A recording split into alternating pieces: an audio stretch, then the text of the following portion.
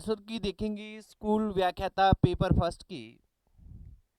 और इस स्कूल व्याख्याता पेपर फर्स्ट में जो आज आयोजित हुआ है, इस पेपर में किस तरह के क्वेश्चंस पूछे गए हैं, इन पर चर्चा करेंगे, देखेंगे एक एक चीज को। आप सभी साथी कनेक्ट हो जाइए और अच्छे से जो हमारा पेपर फर्स्ट है, इसमें हिस्ट्री के भी किस तरह से क्वेश्चन आए हैं उन पर डिटेल से चर्चा अपने इस क्लास में करेंगे। देखिए साथियों, ये स्कूल व्याख्याता आयोजित हुआ है 17 नवंबर 2024 को। और इसमें जैसे क्या है कि अपने हिस्ट्री की बात करें तो हिस्ट्री में 15 क्वेश्चन आए हैं टोटल। पेपर फर्स्ट में 75 में से 15 क्वेश्चन आए हैं। आगे भी यही पैटर्न रहने की संभावना रहेगी। एक तो अपने को ये ध्यान रखना है, इसमें अपने पहला क्वेश्चन देख रहे हैं कि जहांगीर महल है निम्नलिखित में से किस किले में अवस्थित है। एक तो अपने को ये ध्यान रखना है साथियों कि जहांगीर महल है, ये प्रसिद्ध जहांगीर महल है ना, प्रसिद्ध जहांगीर महल ये तो ओरछा में है। प्रसिद्ध जहांगीर महल है, ये कहाँ पे है? ओरछा में। और ओरछा एक ठिकाना था, ओरछा एक ठिकाना था मध्य प्रदेश में। और अपने सुनते हैं कि वीर सिंह बुंदेला ने अबुल फजल की हत्या की थी, तो ये उसी वीर सिंह बुंदेला ने इसका निर्माण करवाया था। वीर सिंह बुंदेला के द्वारा निर्मित जो क्या है कि ओरछा में जहांगीर महल है, ये भारत का सबसे प्रसिद्ध जहांगीर महल है। पर यहाँ अपने को ये ध्यान रखना है कि इस क्वेश्चन में उसके बारे में नहीं पूछा गया है। इस क्वेश्चन में ये पूछा गया है कि जो जहांगीर महल है वो किस किले में अवस्थित है। देखिए, जहांगीर महल बहुत बार पूछा जाता है, इसलिए मैं ये कह रहा हूँ कि जहांगीर महल ओरछा का प्रसिद्ध है। वीर सिंह बुंदेला है, इन्होंने इस जहांगीर महल का क्या करवाया था?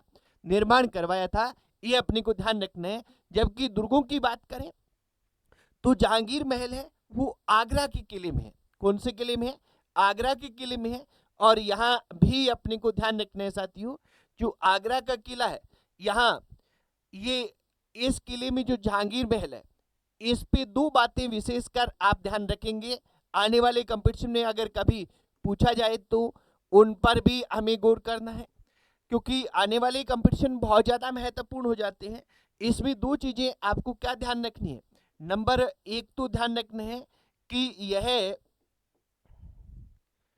आगरा के किले का सबसे बड़ा, आगरा के किले, यह आगरा के किले का सबसे बड़ा आवासीय भवन है। सबसे बड़ा आवासीय भवन है, ये अपने ध्यान रखेंगे। इसमें एक बात तो आवासीय भवन है जहांगीर महल जो है। दूसरी बात क्या ध्यान रखनी है अपने को? सेकंड बात यहाँ ध्यान रखनी है साथियों, वो ये ध्यान रखनी है कि अकबर ने इसका निर्माण करवाया था। अकबर ने निर्माण करवाया था जहांगीर महल का आगरा के किले में। ये अपने ध्यान रख लेंगे दो बातें जो यहाँ पूछी गई हैं। ठीक है, अगले क्वेश्चन की ओर बढ़ते हैं। निम्नलिखित में से कौन सी गतिविधि हिंदुस्तान समाजवादी प्रजातंत्र संघ। अब देखिए, कई बार ऐसा होता है कि इंग्लिश जो शब्द है ये हमें ज़्यादा लेंथी लगने लग जाते हैं, बजाय हिंदी शब्द हैं वो ज़्यादा लेंथी लगने लग जाते हैं बजाय इंग्लिश के। तो यहाँ क्या है कि ये क्या है? HSRA का पूरा नाम है, हिंदुस्तान सोशलिस्ट रिपब्लिक एसोसिएशन का पूरा नाम क्या है? हिंदुस्तान समाजवादी प्रजातंत्र संघ, ये पूरा नाम है। तो ये ध्यान रखना है कि हिंदुस्तान, अगर अपने HSRA अपने दिमाग में होता है तो बहुत से इंग्लिश वर्जन भी पढ़ना चाहिए। कई अभ्यर्थी कहें कि इससे परिचित नहीं होते, तो ये HSRA है। और इस HSRA, पहले ये HRA था सीधा ही, बाद में HSRA बना। तो इसने कांकोरी कांड किस में भूमिका इसकी नहीं रही है, ये पूछा है। कौन सी गतिविधि है उसमें HSRA की भूमिका नहीं रही? कांकोरी कांड है, 1925 में होता है। इसमें HSRA के सदस्य हैं, HRA था उस समय, ये HSRA तो 1928 में बनता है, पर HRA था, ये ध्यान रखना है। केंद्रीय व्यवस्थापिका में जो भगत सिंह और उनके साथियों ने बम फेंका, ये HSRA के साथी थे। इरविन की रेलगाड़ी को बम से उड़ाने का प्रयास ये नहीं किया गया था साथियों। और सैंडर्स की हत्या है ये भी की गई थी। तो यहाँ हमारा कौन सी में भूमिका नहीं थी, तो 3 नंबर है, इसमें HSRA की भूमिका नहीं थी, ये ध्यान रख लेना है। अगला क्वेश्चन देखेंगे कि निम्नलिखित में से कौन आजाद हिंद फौज के प्रारंभिक चरण में उससे संबंधित था। देखिए आजाद हिंद फौज है, इस फौज की स्थापना है और इसकी स्थापना है वो 1942 में की जाती है। हम जब भी पढ़ते हैं ना साथियों, 1942 ईस्वी में टोक्यो जापान में की गई थी। यहाँ अपने को ध्यान रखना है, हम जब भी पढ़ते हैं ना तो हमारे दिमाग में आजाद हिंद का मतलब सुभाष चंद्र जी बोस होते हैं, और ये होना भी चाहिए क्योंकि उन्होंने ही इसको व्यवस्थित रूप दिया और उन्होंने ही इसको सही रूप में अपना सेनापतित्व देकर और इसे भारत पर जो अंडमान निकोबार द्वीप समूह है उन पर अधिकार करके उनके शहीद द्वीप और स्वराज द्वीप नाम रखे थे। पर इस आजाद हिंद फौज के संस्थापक थे, इसकी स्थापना की थी, वो किसने की थी? इसकी स्थापना की थी रास बिहारी बोस ने। किसने की है? रास बिहारी बोस करते हैं, 1942 में करते हैं, टोक्यो में करते हैं, ये अपने को ध्यान रखना है। तो प्रारंभिक चरण में उससे संबंधित कौन थे? प्रारंभिक चरण में उससे संबंधित थे रास बिहारी बोस। अगर ये क्वेश्चन आ जाए, अगर ये इस तरह से क्वेश्चन आ जाए कि INA, इसको आजाद हिंद फौज को क्या है? इंडियन नेशनल आर्मी कहते हैं। INA का जो विचार है, आजाद हिंद फौज का विचार है, ये विचार सर्वप्रथम किसके दिमाग में आया था? ये भी क्वेश्चन कई बार आया है, ध्यान रखेंगे साथियों। तो ये विचार आया था मोहन सिंह, कैप्टन मोहन सिंह थे। इन मोहन सिंह के मन में ये विचार आया था। तो यहाँ क्या है कि सुभाष चंद्र बोस पूछे ही जाते हैं, रास बिहारी बोस का ध्यान रखना है और मोहन सिंह का भी ध्यान रखना है कि आजाद हिंद फौज का सबसे पहले जो विचार आया वो किसके दिमाग में आया? तो वो मोहन सिंह के दिमाग में आया और इसके प्रारंभिक में रास बिहारी बोस थे। बाद में इसका नेतृत्व 1943 में रास बिहारी बोस किसको सौंपते हैं? सुभाष चंद्र बोस को सौंपते हैं और सुभाष चंद्र बोस ही इसे आगे बढ़ाते हैं, ये ध्यान रखेंगे मित्रों। अगला क्वेश्चन, अब देखिए ये काफी महत्वपूर्ण क्वेश्चन है। जब मैं गुप्त काल में आपको पेपर फर्स्ट वाली पोर्शन करवा रहा था तो ये अपने को ध्यान रखना है कि मैंने डिटेल में भी बात की थी और ऐसा क्वेश्चन पहले भी आया है कि कौन से रचना है गुप्त काल में हुई है, कौन सी की रचना गुप्त काल में नहीं हुई है। ऐसा क्वेश्चन पहले भी आया है, रिवाइज हो रहे हैं क्वेश्चन। अभी क्या है कि इसमें 15 में से 6 से 7 क्वेश्चन रिवाइज हुए हैं अलग अलग पेपर्स में, ये अपने को ध्यान रखना है। इसलिए मैं क्या है कि हमेशा ही आपको कहता हूं कि हमें क्या है, प्रीवियस ईयर्स क्वेश्चन पेपर पढ़ने चाहिए। क्या पढ़ने चाहिए? प्रीवियस ईयर्स क्वेश्चन पेपर है वो हमें पढ़ने चाहिए। काव्य मीमांसा किसकी रचना है? काव्य मीमांसा राजशेखर की रचना है और राजशेखर है ये गुर्जर प्रतिहार काल में थे, यानी काफी बाद में थे। सौपन वासदत्ता किसकी रचना है? भास की। और भास के काल को लेकर, इनके काल को लेकर विवाद है, काल इनका विवादित है। इन्होंने क्या है कि इनका काल है गुप्त काल से पहले का माना जाता है भास का, और ऐसा माना जाता है कि इन्होंने 13 नाटक की रचना की थी, पर इनके काल को लेकर मत के नहीं है। और चंद्र व्याकरण के रचनाकार कौन है? चंद्र गोमिन है। और चंद्र गोमिन है ये किस काल के हैं? ये गुप्त काल के हैं, ये अपने को ध्यान रख लेना है। चंद्र गोमिन है, चंद्र व्याकरण रचना है ये गुप्त काल की है। व्रत कथा रचना है ये गुणाढ्य के द्वारा लिखी गई है, गुणाढ्य के द्वारा लिखी गई रचना है। यहाँ क्या है कि चंद्र है, ये चांद्र नाम ऐसे थोड़ा सा कहे कि इस पे लिखा हुआ आ गया, बाकी चंद्र व्याकरण रचना है, चंद्र गोमिन की है, गुप्त काल की है, ये अपने को ध्यान रख लेना है, इस पे गौर करना है। बहुत से साथी कमेंट भी कर रहे हैं। हाँ, सभी साथी आप में से जितने देख रहे हैं दे कर आए हैं पेपर तो अच्छी बात है, नहीं देकर आए हैं तो भी पेपर को जरूर देखिए, क्योंकि आप आने वाली स्कूल व्याख्याता भर्ती में यहाँ से बहुत कुछ देखने को अपने को मिलेगा। अगला देखेंगे, सरदार वल्लभ भाई पटेल के संबंध में कौन सा कथन सत्य है? अब देखिए राष्ट्रीय जो नेता हमारे दिए गए हैं सिलेबस में नाम से, अब सरदार वल्लभ भाई पटेल उनमें से एक है। तो सरदार वल्लभ भाई पटेल के संबंध में कथन आया कि इनके संबंध में सत्य कथन कौन सा नहीं है? कौन सा कथन सत्य नहीं है, ये हमें देखना है। सरदार वल्लभ भाई पटेल ने ऐसे किसी भी समझौते से इनकार किया जो प्रतिरक्षा और विदेशी संबंध भारत सरकार को नहीं सौंपता। ये सत्य है, असत्य नहीं है ये। उन्होंने विलय पत्र का प्रारूप तैयार करने में सहयोग किया जो सभी रियासतों के लिए स्वीकार था, इसलिए तो सभी रियासतें सम्मिलित हुई। 562 रियासतें सम्मिलित हुई केवल 3 को छोड़कर। तो 562 हो जाना यानी लगभग रियासतों का हो जाना कि सभी रियासतें इसको मान रही थी। वह गवर्नर जनरल के संवैधानिक सलाहकार थे, ये नहीं, गवर्नर जनरल के संवैधानिक सलाहकार नहीं थे। अंतरिम सरकार में वह उप प्रधानमंत्री थे, ये भी सही है। तो यहाँ सत्य कौन सा नहीं है? सत्य 3 नंबर नहीं है। सत्य कथन कौन सा नहीं है? 3 नंबर सत्य नहीं है। अगला देखेंगे साथियों, पुरातत्वविद नील रतन बनर्जी ने किस स्थल का उत्खनन किया? आहाड़, कालीबंगा, गणेश्वर या बैराट? अब देखिए बैराट है, इस बैराट की जो खोज की जाती है, बैराट की खोज करते हैं वो कौन करते हैं? दयाराम साहनी करते हैं। और दयाराम साहनी कब करते हैं? इस बैराट की खोज दयाराम साहनी है, ये 1936 में करते हैं। 1936 ईस्वी में इन्होंने, दयाराम साहनी ने बैराट की खोज की है, ये अपने को ध्यान रखना है। इसके बाद में हमें ये ध्यान रखना है कि जो उत्खनन है, यह उत्खनन किसने करवाया था? तो यहां ध्यान रखेंगे उत्खनन में 2 व्यक्ति आते हैं। एक तो नील रतन बनर्जी आते हैं। नील रतन बनर्जी हैं, ये महत्वपूर्ण व्यक्ति है। और दूसरे इनके साथ है कैलाश नाथ दीक्षित हैं। ये दोनों मिलकर क्या करते हैं? यहाँ उत्खनन का काम करते हैं। और ये उत्खनन का काम इन्होंने किया है, ये इन्होंने किया है 1962 ईस्वी में।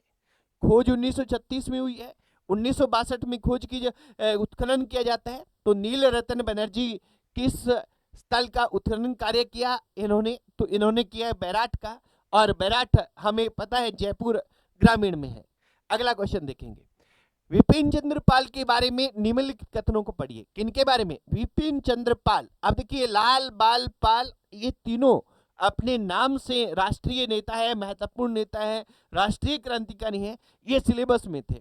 तो सरदार पटेल तो आगे 10 लोग हैं नाम से, और उनमें दूसरे विपिन चंद्र पाल का क्वेश्चन आया कि इन्होंने बांग्ला की एक पाक्षिक पत्रिका कौमुदी का प्रकाशन किया। बांग्ला की पाक्षिक पत्रिका कौमुदी का प्रकाशन ये नहीं करते हैं।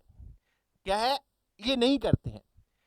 इन्होंने लाहौर से प्रकाशित होने वाले ट्रिब्यून इंग्लिश समाचार पत्रिका का संपादकीय विभाग में काम किया।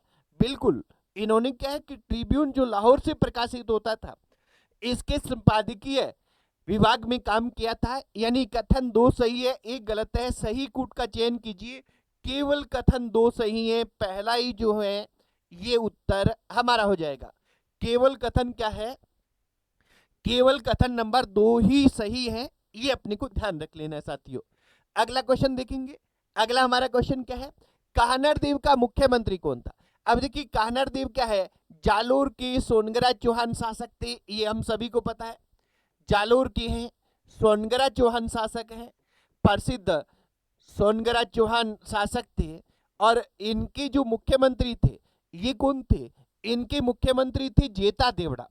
इनके मुख्यमंत्री थे जेता देवड़ा थे।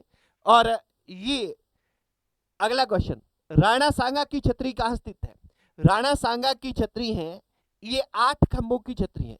कितने खंभों की? 8 खंभों की। महाराणा प्रताप की छतरी भी कितनी है? 8 खंभों की है। और ये कहां पे है? ये राणा सांगा की छतरी है, वो मांडलगढ़ में है। मांडलगढ़ भीलवाड़ा में राणा सांगा की छतरी है, अपने को ये ध्यान रखना है। और कालपी के निकट एलिचपुर स्थान था। कालपी के निकट ये क्या है कि कालपी के निकट इनकी मृत्यु हुई है। बाद में मांडलगढ़ लाकर इनको दफनाया गया था, जहां 8 खंभों की इनकी छतरी है। दफनाया क्या? दाह संस्कार इनका किया गया था, ये ध्यान रखेंगे। अगला, 1857 की क्रांति में शिवनाथ सिंह की भूमिका, शिवनाथ सिंह ने भूमिका निभाई थी। अब देखिए शिवनाथ सिंह है, ये क्या थे? किस ठिकाने से थे? तो आसोप। आसोप कहाँ है? आसोप था जोधपुर जो रियासत थी, इस जोधपुर रियासत का ठिकाना था, के ठिकानेदार थे। शिवनाथ सिंह कहाँ के ठिकानेदार थे? आशोप के ठिकानेदार थे। और इन्होंने क्या है कि क्रांतिकारियों का भरपूर साथ दिया, अंग्रेजों की नाक में दम किया। तो ये कहाँ के निवासी हैं? आशोप के थे, आशोप ठिकाने से संबंधित थे शिवनाथ सिंह। और यहाँ अपने को ध्यान रखना है साथियों, मारवाड़ के शासक जो तख्त सिंह है वो इस समय अंग्रेजों के साथ थे। दूसरे आहुआ के ठाकुर थे खुशहाल सिंह, वो भी मारवाड़ में आता था, जोधपुर में आता था। अशोक के शिवनाथ सिंह ये क्रांतिकारियों के साथ थे और इन्होंने पुरजोर क्रांतिकारियों का साथ दिया था, ये ध्यान रखेंगे। अगला क्वेश्चन, राजस्थानी भाषा का प्रथम राजनीतिक समाचार पत्र। राजस्थानी भाषा का प्रथम राजनीतिक समाचार पत्र था, ये 1932 ईस्वी में प्रकाशित होता है। 1932 ईस्वी में कहां से होता है? ब्यावर से होता है, ब्यावर से होता है। और किसके द्वारा किया जाता है? तो ये जयनारायण व्यास द्वारा किया जाता है। जयनारायण व्यास हैं ये इसको प्रकाशित करते हैं। और इसका नाम क्या था, यही तो क्वेश्चन में पूछा है कि राजस्थानी भाषा का प्रथम राजनीतिक समाचार पत्र कौन सा था? ये था आगीवाण। और आगीवाण है ये क्या है कि इसकी अन्य सूचनाएं ये है कि 1932 में प्रकाशित होना प्रारंभ हुआ। जयनारायण व्यास ने इसे प्रारंभ किया और ब्यावर से ये प्रारंभ हुआ, ये ध्यान रख लेंगे। अगला क्वेश्चन देखेंगे साथियों, निम्न में से कौन सा शासक रोहिल्दी नाम से जाना जाता है? अगर आप पुराने पेपर पढ़ के गए हैं तो ये बहुत बार क्वेश्चन आया है, अनगिनत बार क्वेश्चन आया है। तो आपको कहीं भी इधर उधर झांकने की आवश्यकता नहीं थी, कहीं भी इधर उधर झांकने की आवश्यकता नहीं थी। ये हरिश्चंद्र है। और ये कौन थे? ये गुर्जर प्रतिहार वंश के आदि पुरुष हैं, गुर्जर प्रतिहार वंश के संस्थापक हैं। गुर्जर प्रतिहार वंश के, प्रतिहार वंश के आदि पुरुष कह दो या इनको कह दो संस्थापक। तो ये कौन थे? हरिश्चंद्र थे। और इनको रोहिल्दी की उपाधि प्राप्त थी, ये अपने को ध्यान रख लेना है। अगला क्वेश्चन, लोक देवी देवता के संबंध में कौन सा कथन सत्य है? लोक देवी देवता है उनके संबंध में कौन सा कथन सत्य है? विश्वास के आधार पर भक्त इनके पास पहुंच सकते हैं। अब देखिए, विश्वास के आधार पे ही भक्त इनके जाते हैं। इन्हें लगता है कि भक्तों को कि जैसे अपने देखते हैं कि मंदिर वगैरह होते हैं, वहां भक्त हैं, ये कहते हैं कि हमारी निकटता क्या है, हमारे लोक देवता से है, और ऐसा देखने में हमें धार्मिक भाव में आता है। तो विश्वास के आधार पर वे भक्तों के दैनिक जीवन में अत्यंत सामान्य घटनाओं में हस्तक्षेप करने में समर्थ है। अब देखिए, भक्तों के दैनिक जीवन की अत्यंत सामान्य घटनाओं के हस्तक्षेप करने में समर्थ है, ये बात है, ये सही नहीं है। लोक देवी देवता व्यक्तिगत मुक्ति की शिक्षा नहीं देते। लोक देवी देवता है वो व्यक्तिगत मुक्ति की बात नहीं करते हैं, क्योंकि लोक देवी देवता क्या थे? अपने को ये ध्यान रखना है साथियों कि जो लोक देवी देवता थे वो क्या है कि लोक देवी देवता क्यों बने? क्योंकि उन्होंने समाज की भलाई के लिए काम किए, उन्होंने सामूहिक रूप से समाज के लिए काम किया। व्यक्तिगत तौर पर किसी भी तरह की कोई बात है इन्होंने नहीं की थी। तो यहाँ ये भी नहीं है, तो यहाँ केवल एक है, ये हमारा उत्तर रहेगा, केवल एक हमारा उत्तर रहेगा साथियों, ये ध्यान रखेंगे। अगला क्वेश्चन, उन चित्र शैली या शैलियों को चिन्हित कीजिए जहां मतीराम की साहित्यिक रचना, मतीराम है, इनकी साहित्यिक रचना कौन सी थी? साहित्यिक रचना रसराज की विषय वस्तु के रूप में उपयोग हुआ है। अब देखिए, मतीराम है, ये एक तो ध्यान रखना है कि मतीराम है ये बूंदी में भाव सिंह के दरबार में रहे, और भी जगह रहे हैं। भाव सिंह के दरबार में, बूंदी के शासक थे भाव सिंह, इनके दरबार में ये रहे थे। हिंदी के प्रसिद्ध कवि हैं, हिंदी की जो ब्रजभाषा है, ब्रजभाषा के प्रसिद्ध कवि हैं। इनकी बूंदी के अलावा जोधपुर है, यहाँ पे जोधपुर प्लस क्या है? बूंदी। यहाँ पर क्या है कि इनकी जो रचनाएं हैं, इन रचनाओं का विषय वस्तु के रूप में चित्रशैली में प्रयोग हुआ है। अलवर में नहीं हुआ है, जयपुर में नहीं हुआ है, बीकानेर में नहीं हुआ है। तो यहाँ क्या आएगा, यहाँ तो केवल एक आएगा, यहाँ तो केवल एक आएगा, यानी उत्तर नंबर हमारा क्या रहेगा, 4 रहेगा। ये ध्यान रख लेंगे साथियों। अगला क्वेश्चन देखेंगे, जेंटलमैन एग्रीमेंट किनके मध्य हुआ? जेंटलमैन एग्रीमेंट कब होता है? जेंटलमैन एग्रीमेंट होता है 1942 में, और इस 1942 ईस्वी में हुआ। और इसी कारण क्या है, इसी जेंटलमैन एग्रीमेंट के कारण क्या होता है कि भारत छोड़ो आंदोलन है उससे जयपुर प्रजामंडल अलग रहता है। यानी जयपुर प्रजामंडल भारत छोड़ो आंदोलन में भाग नहीं लेता, बाकी सारे प्रजामंडल भाग लेते हैं। क्यों? क्योंकि जेंटलमैन एग्रीमेंट हो गया था। और जेंटलमैन एग्रीमेंट हुआ किसके साथ था? तो ये हीरालाल शास्त्री, ये क्या थे? हीरालाल शास्त्री थे जयपुर प्रजामंडल के अध्यक्ष। जयपुर प्रजामंडल के उस समय अध्यक्ष थे।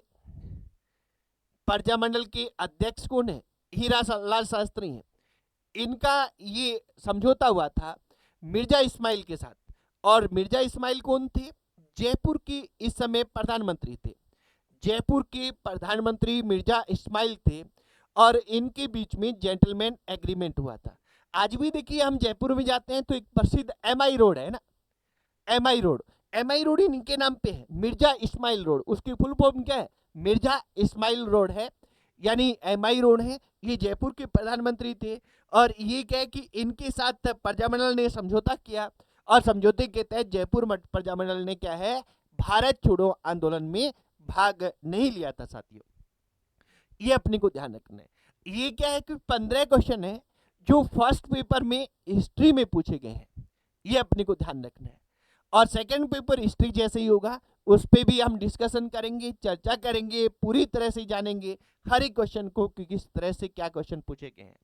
आज इतना ही मित्रों, फिर मिलते हैं, तब तक के लिए जय हिंद, वंदे मातरम।